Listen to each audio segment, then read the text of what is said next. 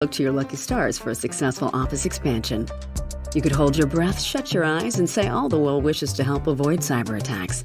But none of that truly helps you. Because next level moments need the next level network. With the security, reliability, and expertise to take your business further. AT&T Business, the network you can rely on. This episode is brought to you by Twizzlers. Long day, late night, feeling a little bored? Twizzlers is the ultimate sidekick for any moment of the day, no matter what kind of day you're having. The perfect level of sweet and a fun excuse to sit back and relax. Unwind with Twizzlers. To buy now, visit Hersheyland.com/Twizzlers. If you go camping often enough, or in just the right places, you might just see 10-foot-tall ghosts, mysterious monsters with especially sharp antlers, and more. Welcome back to Unexplained Encounters. I'm your host, Darkness Prevails, and you can follow me on Twitter at DarkPrevails, where I'm either retweeting some pretty cool and creepy art, or I just make really lame jokes. That's about it. Anyway, today I've got more new scary camping stories for you to enjoy. Guest narrator Rogue Darkness joins me today to narrate these tales. If you like her voice, be sure to check out the Rogue Darkness podcast, which is all about the crimes committed under the misconceptions of witchcraft and other occult beliefs. Link in the description. Remember, if you have a scary story of your own and you want folks to hear it on this show, send it to me at darkstories.org. I'm looking for stories about state parks or encounters with demons. Now, let's begin. The Backwoods of the Boundary Waters, from Primate 5. During the month of July in 2022, a few friends of mine along with their dads were going on a trip into the Boundary Waters. The Boundary Waters are a huge expanse of totally natural woods, stretching for hundreds of miles. In between these woods are thousands of lakes with small land bridges that we call portages, in between the forests. We packed about 200 pounds of gear for 5 people total. We fit that onto a 3-person canoe and a 2-person canoe. Before the trip started, I was already nervous of these lands. Due to my native heritage, I've heard many stories about evil spirits and tricksters like the Wendigo, Skinwalker, and Iktomi. Being in their territory of origin was nerve-wracking, along with the knowledge of these spirits enjoying messing with mixed bloods like myself. Starting out at Snowbank Lake, we canoed, portaged, and camped our way deeper and deeper into the woods of the Boundary Waters. It started when we were at the deepest point of our journey, about 15 miles in. My friends Jay and S had been stung by a wasp and wanted to go back to camp, and were discussing the matter. But me being terribly afraid of wasps and insects, I was already gone, sprinting about 15 yards away from them. I knew they would probably be heading back to camp soon to grab medical supplies for their stings, but then I heard a noise that chilled me. A strange, almost uncanny version of what sounded like Jay's voice. All I heard was, "Hey," in Jay's soft but commanding voice, warped by something I didn't know. But it came from the opposite direction they were. I froze, feeling goosebumps going up and down my body in waves of fear. Tears welled up in my eyes, and the forest became almost completely silent, except for Jay, S, and their dads talking in the distance. Then a branch snapped about 25 yards away. As soon as I heard that snapping branch, my head shot right around to strangely shaped branches that I soon realized were antlers. These antlers were 7.5 feet off the ground. My fight-or-flight instinct kicked in. I ran as fast as I ever had before. I bolted back into camp, and when the others looked at me like I was crazy, I told them that I'd run back into the wasp. From then on, I made sure to stay close to everyone else for the rest of the trip. Soon after that, I began to have nightmares. They would lessen in frequency over time, but even now I still have them as of November 2022. This nightmare is fuzzy, except for one part. A skinwalker-looking creature staring at me from the forest while I'm with my family. Its legs are stretched out as long as possible as it stands at 8 feet tall, its teeth halfway bared. In my nightmares, it has red eyes, sometimes yellow, but those eyes always pierce into my consciousness like a dagger. It radiates only one thing: death. Every time I look into its eyes, I have this primal fear, but I can't move. Now the dream has progressed to me and my family driving away as fast as we can, pushing 80 miles per hour on a narrow state park road. But no matter how fast we go, it just keeps up. Its legs move effortlessly, still outstretched, running like a man, but something is still very off about it. The nightmare ends soon after, and I wake up for the day. No other anomalies have occurred since the dreams began at the Boundary Waters.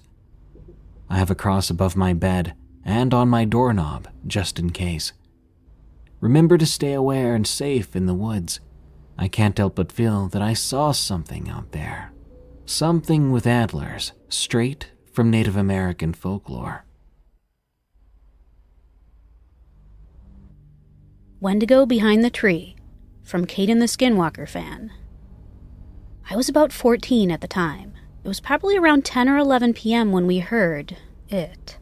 About a week earlier, my friend and I were planning to have a week-long campout in the woods behind my house. Mind you, I live in the middle of the woods in a very rural area, so my property is teeming with wildlife. Me and her, let's call her Bella for anonymous sake, are accustomed to the occasional howl or shriek of a fox, but on the third night of our campout, we heard something absolutely terrifying. Now, the first 2 nights were peaceful and fun, but that all changed very soon. So me and Bella, like we had been doing, went to go start up a fire to roast the marshmallows we had brought. That's when we heard it. A distant shriek. Usually we would have ignored it, putting it off as an animal, but this time it was different. While it was distant, we could clearly make out something that sounded like a moose in heat, and a woman being brutally murdered. Shocked, we both head to the tent and try to distract ourselves. An hour or so passes by and we feel comfortable enough to go back out for a few minutes, talk a bit, and put the fire out. Everything seems to be pretty much normal, until I see it. Behind a rather large tree is one side of large deer antlers. Only this couldn't have been a deer because the antlers were about 7 or 8 feet off the ground. Knowing deeply that something is wrong, I nudged Bella softly, whispering, "Turn around slowly and make no noise." Following my directions, she turns around and I can hear a faint gasp emerge from her when this thing emerges from behind the tree. It has deep, yellow eyes that seem to stare straight into your soul. It has the head or skull of a deer, but the body of a 7-foot-tall man that has been starving for 3 months. Its pale gray skin was barely visible in the faint afterglow of our campfire. I almost vomit when the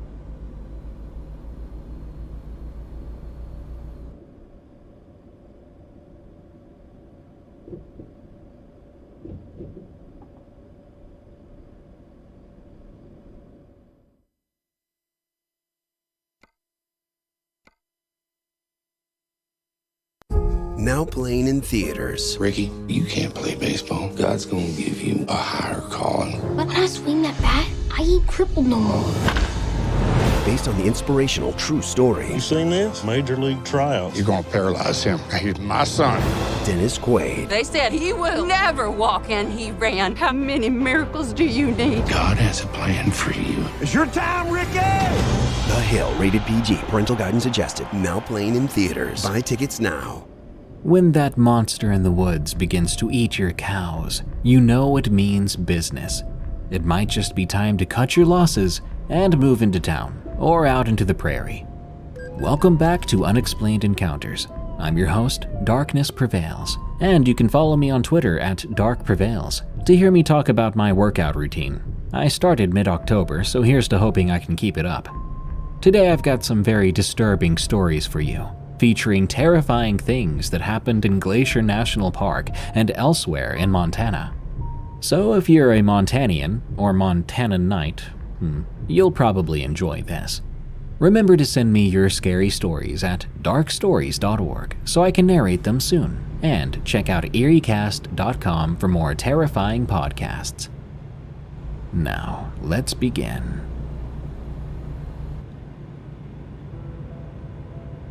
It ate our cows. From Aberdeen.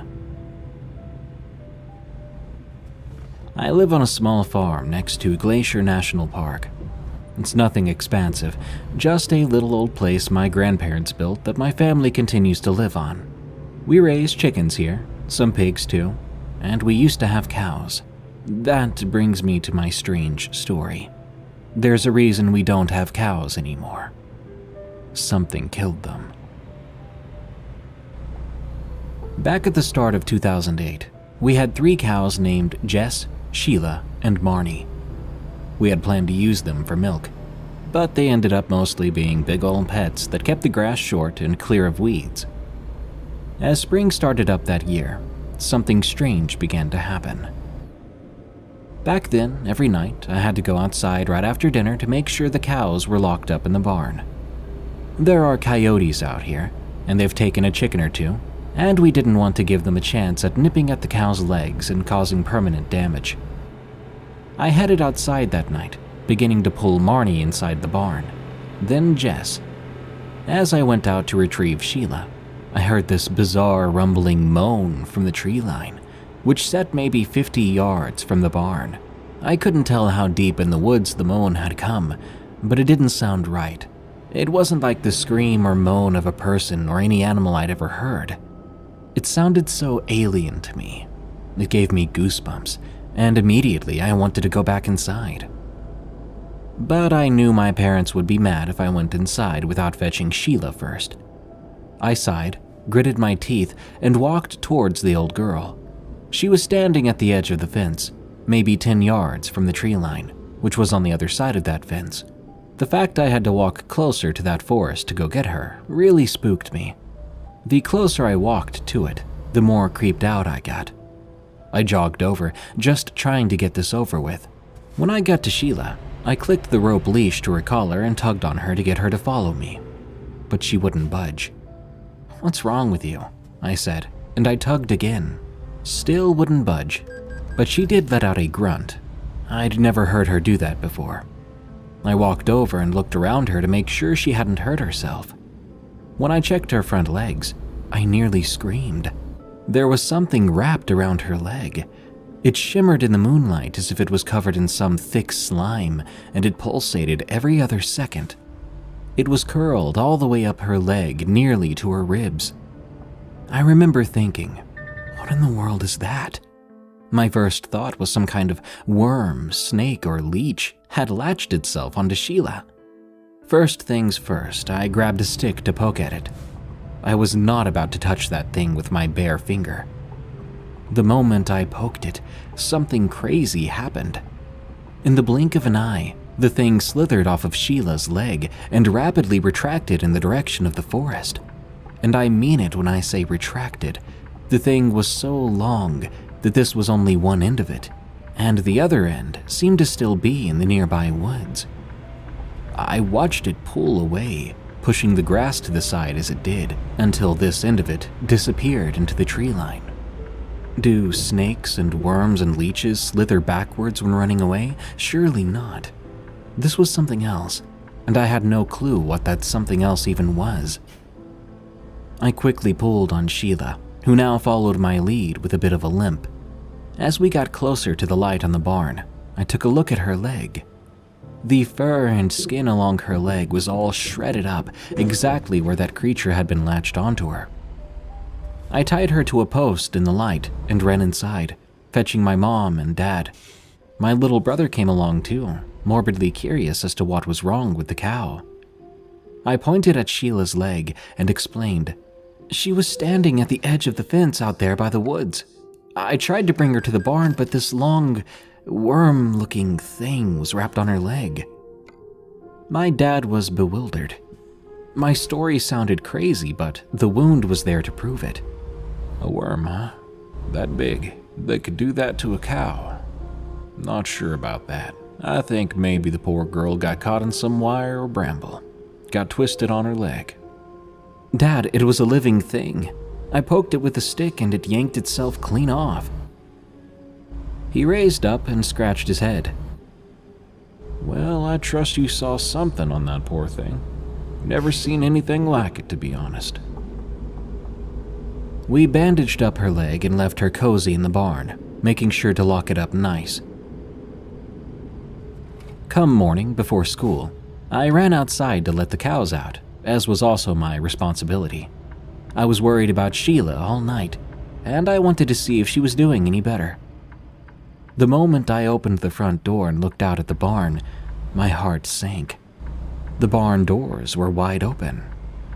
That couldn't be right. My dad was with me when we locked it up the night before. We couldn't have both been that absent-minded. I ran over to the barn doors and checked the locks. Sure enough, the chain was just dangling from the handle of the barn door on one side, and the padlock was on the ground, now open. I picked up the padlock. The moment I touched it, I was met with a slimy substance. "Ew," I said. The padlock was busted. I couldn't get it to click back down. If I had to guess, it looked like someone had managed to literally yank the padlock open. But why was it so slimy? It wasn't long before I noticed the grass laid back in a wide trail leading up to the same edge of fence Sheila had been standing at the night before. No way, I said under my breath. I began to follow the trail before catching myself mid-step. First, I needed to check on Sheila. I turned on the lights inside the barn. Jess and Marnie were fine, but Sheila was gone. A trail of hay led up to the door as if she'd been dragged away, but there was no blood on the ground. Did a person do this? I followed the trail in the grass then, all the way up to the edge of the fence. I gasped when I saw it. The wooden fence had been broken in one spot, making room enough for something as big as Sheila to fit through. But near one of the posts was a leg. A cow's leg, with a smooth curling wound around it from top to bottom. I looked past the fence. The grass was laid back all the way to the woods. I ran to get my dad. I showed him what I'd found, and I heard him curse under his breath when he saw Sheila's leg near the fence. I was crying quietly then, knowing that we probably would not find Sheila alive. Dad sent me off to school in a hurry that day, telling me not to worry about it.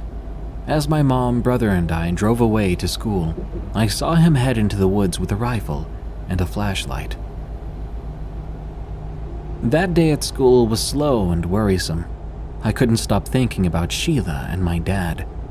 I was beginning to think that that dang slimy thing had come back and dragged Sheila out of the barn. I mean, what else could explain that slimy lock? I just wanted to get home. That afternoon back at home, I found my dad at the kitchen table drinking a coffee. It was never a good sign to see my dad drinking an afternoon coffee. He always kept his coffee to the early morning to keep him awake. If he was drinking it late, it meant he wanted to be wide awake for some time, and it was already 4 p.m. "Did you find her?" I asked. "Yep, I'll tell you, but don't tell your brother. Mom already knows." I nodded. "She's dead, hon. Found her about half a mile into those woods. She got dragged pretty far by something before it ate up nearly half of her." I was sad, but I sort of knew that the news wouldn't be good. That's probably why my next question was an odd one. Was there some slimy stuff on her? He looked surprised at first, then he sighed. "Sure was. I don't know what it was that got her, and it's best you don't think about it either. I ain't gonna let nothing get you or your brother or your mama." He tried to reassure me, but I wasn't feeling any better about the situation. In the matter of 2 weeks after that, Jess and Marnie would both be dragged away from the fields and into those very same woods the exact same way. Each of them partially eaten when we found them. I was very upset about this, and we ended up putting a lot of time and energy into keeping the pigs and chickens we had safe too. But nothing ever came for them. Dad thinks whatever was out there moved on after eating the cows, but he was never too keen on getting more cows in case he was wrong. That was a long time ago. A very odd and very unsettling memory for me to dig up. I wish I knew what it was. I think that's the worst part. To have seen something that strange, that dangerous, and to never have confirmation of what it was, and yet I still live here. Seeing something eat my cows, I had nightmares for a while that my family might be next. I still have those nightmares on occasion. Maybe it's still out there somewhere. Maybe there's more of whatever it is. I've always thought that the slimy worm thing was just an appendage of a much larger creature. I guess I should be happy I never saw the rest of it.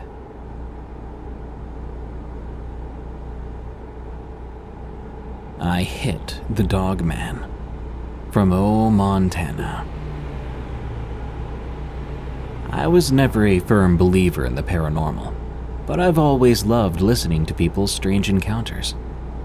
After this, I can no longer doubt my belief in things that can't be explained. This is my bone-chilling experience.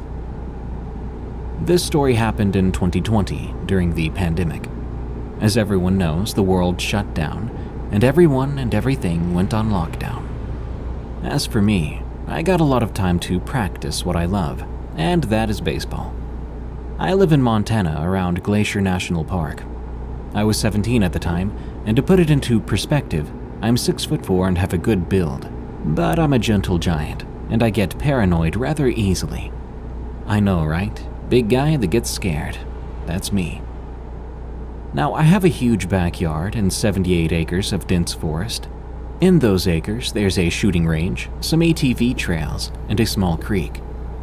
I'm not a stranger to being outside and exploring the woods.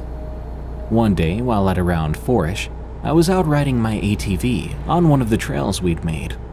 Suddenly, I saw something dart from the corner of my eye as I turned around a bend. I slowed my ATV down, and I looked in the direction that I saw the movement.